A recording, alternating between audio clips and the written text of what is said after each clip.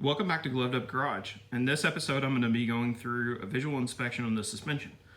Also, I'm going to show you something I found when I got the wheels off this vehicle that is going to have to be addressed sometime in the future. That will require a video all in itself. So I've got it up in the air. I wanted to do a visual inspection on the suspension, the brakes as well. Part of the reason I had mentioned this has a spongy brake pedal, which I'm not sure if it's because the fluid is dirty or because there's actually something going on with the master cylinder. So I'm going to start by bleeding out all the old fluid and then putting in new fluid, see if that improves the pedal feel or not. Getting the wheels off of this car was pretty tough. If you can see how corroded the face of the rotor is and how much rust is on those studs, the wheels were actually stuck on. All four wheels were stuck on, and you can see there's a little bit of oil on the face of the rotor from where I sprayed penetrating oil in between the wheel and the rotor itself to kind of get it unstuck. You can see how much corrosion's actually built up in there, and that's just something that happens when you have aluminum wheels on a vehicle that's exposed to salt, cold weather, road materials, any of that stuff. So something that I found and what I was talking about that's going to have to be addressed. I went through all the suspension, kind of did a visual, and what I'm looking for when I'm doing a visual, like on this boot on the ball joint, see how it's starting to break up, looking for any grease or anything leaking out of it. So the boots, I know they're going to eventually corrode and start to deteriorate and leak grease out. This one looks okay. It does need a boot. Until it starts to make noise, I'm not too worried about it. Something else I'm looking for is the bushings on the upper control arm. These are shot. You can see them squeezed out. That means that they have deteriorated. It's not making any noise yet, but eventually those can get so bad that the control arm actually moves. And then what I'm looking at on the brakes, I'm looking to see how much material is actually left on the pad. If you can see down in there, it's actually got a pretty decent amount of material left on it. So we should be good there. Now the rotors I'd like to take off and have them turned just to make sure they're good and flat. I probably don't have time to do that before Saturday's show. So moving to the rear suspension, what I'm looking for back here, kind of the same thing as I am in the front. I'm going to look at the bushings on the control arms, which these are kind of hard to see because how far they are in the brackets. I'm also going to look at my shock to see if it's leaking oil. This one's not. I'm going to look at how much pad life is left on the brake pads. Still got a lot of material there. Rotor feels pretty good. It's not too grooved up. Something I've noticed, and you can see, the back of the rotor is very dark. It's kind of sticky. Feels a little greasy. A little bit of grease here on the caliper bracket. And then at the bottom of the bracket, there's a lot more grease. Something I noticed as soon as I pulled the wheel off, the back side of the wheel is dirtier than the other three wheels. And what that is axle grease mixed with dirt. And how did axle grease get outside of the axle housing? Well, behind this rotor, where the axle comes out, there's a seal back there and a bearing behind it. I didn't notice any grinding noises when I drove this car, any howling or anything like a bearing was going bad, which means that the seal has probably just failed or started to leak. This is not completely covered in fluid. I've put about 10 miles on the car. If it was really bad, I would expect there to be, axle fluid everywhere, axle grease everywhere, and there's not. It's just kind of wet. So hopefully I've caught this early enough before it becomes a problem. Now, the fun part about this is it's not an easy fix. It's pretty involved. So the caliper bracket, the rotor, all has to come off the outside. Same thing on the other side, and then you have to open up the differential cover right there, drain all the fluid out of the rear end. There's a pin that has to come out, and then you pull the axles all the way out of the housing. And at that point, you can actually get to the seal, and you can get to the bearing behind it. It's a good idea to go ahead and do both sides at the same time, because if this one has failed, we know it's got the same miles on it as the other car. It's likely going to fail soon. It's better to just go ahead and do them both while you're in there. Another thing that I'm probably going to go ahead and do is the bearings. Because they're not that expensive. I'll have the seal out of the way. It's a good idea to go ahead and do the bearing. I'm going to inspect the axle shaft itself to see if the bearing has worn a groove in the shaft. That is something that can happen when the bearing actually goes bad. It'll wear on the shaft itself. If it looks good, then I'll just do a bearing, I'll just do a seal, and we'll refill the fluid and go on. I may go ahead and rebuild the track lock unit. So Ford's version of a Positrack is actually called a track lock. And what happens with that is there's some clutches in there that can wear out over time. About 100,000 miles is about the most you're going to get out of one. They make upgraded versions with carbon fiber clutches, and that's something that I will go ahead and order up and have it on the way, because I know I'm going to have to do it. I may go ahead and do a gear swap at the same time.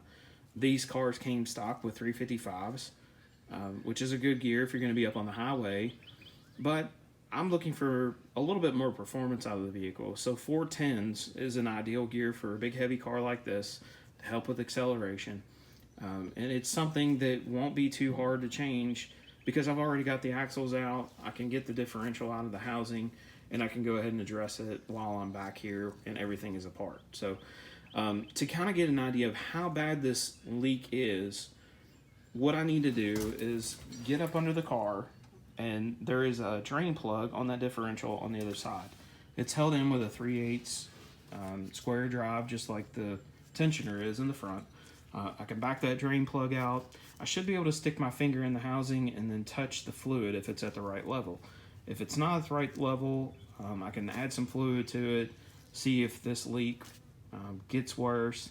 I really don't think it's that bad, again, because it's not super wet. It's dry, but the car sat for a long time. So it's possible at one time it may have been bad and it's just been sitting for 2 years and now it's dried out. So until I check the fluid, I really don't know how bad this is. So that'll be the next thing I do. If you can see, I've got the car up on jack stands. We're on all 4 jack stands. 4 contact points on the frame. And then I've also got my floor jack back here under the rear end. That is good enough for me. I think that is safe. I've been under a number of other cars in the same manner. When I put this up on jack stands, I go to every corner, push on the car to see if it rocks, to see if it's unstable. In this case, we're very stable, ready to go. So I'm gonna grab my ratchet, I'm gonna grab my extension, and then we'll get under the car. All right, so I'm under the car. I've got the drain plug loose, which is actually right here. If you can notice, the pinion seal's leaking too, so that'll be something that I'll address once I do the gear change. And again, it'll depend upon how bad the fluid is and how low it is. So basically, I've already loosened this drain plug, and we'll get it out, and I'll stick my finger in there and see how bad the fluid is, how low it is. Hopefully it's at the right level. This is tough to do because I'm actually upside down. So these are magnetic. It's got a little bit of debris on it. It's not terrible for 100,000 miles. And then basically I'll just put my finger in the hole here.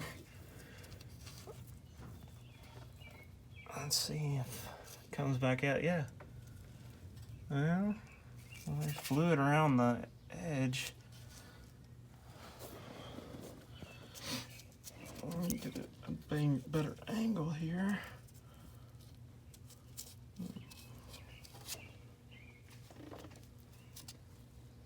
It helps if you're at the right angle. All right, yeah, it's a little low. It's not terrible. I'll top it off with a little bit of fluid, and then we'll come back to it at another point and just see how bad it is. After I get some miles on it, hopefully it won't leak anymore. But that is that process of elimination when you're going through to see how bad this leak is. I mean, you've got to check the fluid level. The fluid, I mean, it's gear fluid. It is going to stink. Gear oil does not smell good because of the additives that are in it. It has a lot of anti-friction material in there, and it's a thicker oil than just motor oil too. So I'm going to go ahead and put that plug back in after I put some fluid in it, and then we'll start on cleaning that wheel up and then checking out the rest of the vehicle. So my fluid level is good, good enough for me to get by for, I'm going to say, the next few months. I'll keep an eye on it every time I drive it. It's not like I drive this daily, so it won't be too hard to keep an eye on, just to make sure it stays at a good level. In the meantime, I went through, cleaned up the calipers. You can see I painted them, just used a wire wheel on a drill, cleaned them up, threw a couple of coats of caliper paint on it. Made sure to put a little bit of copper anti-seize on the rotors, and cleaned up the face of the rotors really good too, so my wheels won't stick onto the rotors anymore. In the meantime, I need to do an ABS bleed on this vehicle. Basically what that means, I'll come over here and I'll show you. There's the ABS pump there. So in theory, you can go through and you could pop every one of those lines loose and you could bleed them. It would be a mess, and it's not going to actually get all the air out. So what actually happens with an ABS bleed is you use the computer of the car that controls the ABS, and you go in there and basically bleed each circuit out to the caliper. It requires 2 people to do it, because you're going to have someone out here on the bleeder to crack the bleeder open, someone inside pumping pumping the brakes just like normal, but there's a computer hooked up to it while this is going on that will activate the circuit and actually bleed out that circuit for you. And it does it in kind of a timed interval. It takes a few minutes to actually bleed each circuit. You got to stop in between and go check your fluid level like normal. The first part of performing this test is you've got to have this OBD2 to USB connector. This particular one, the OBD Link EX, had the best reviews on Amazon. That's what 4Scan recommends that you use with their product. And then the next thing, obviously, you have to have a laptop that's got the program on it. And then you plug in the USB, turn on the ignition just like you would any other scanner. The next part of this is you plug in your USB to OBD2 connector. You hit this button here, which connects you to the OBD2 to USB cable, and then this error message will come up. It's not really an error message, just kind of a warning to let you know that there's different speeds on the way that this OBD2 to USB connector will read. Some cars are faster than others, some cars are slower. So basically it's just saying, do you want it to optimize the speed? So I'm going to click yes.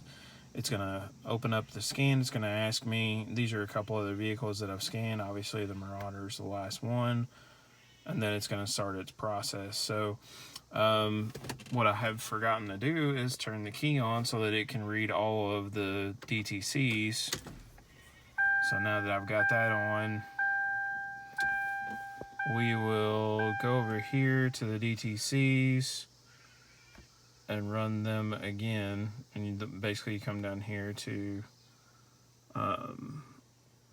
let's see, down here to this button where it says read DTC. Click on that. Now it's going to go through and read all the DTCs and let me know what we've got. So there's actually a few in here that I didn't know that I had. This one for the ETAC, basically this is telling me that there's a ground short on the sun load temperature sensor, and it's possible that it could be the ETAC, which is electronic automatic temperature control, basically your HVAC controls.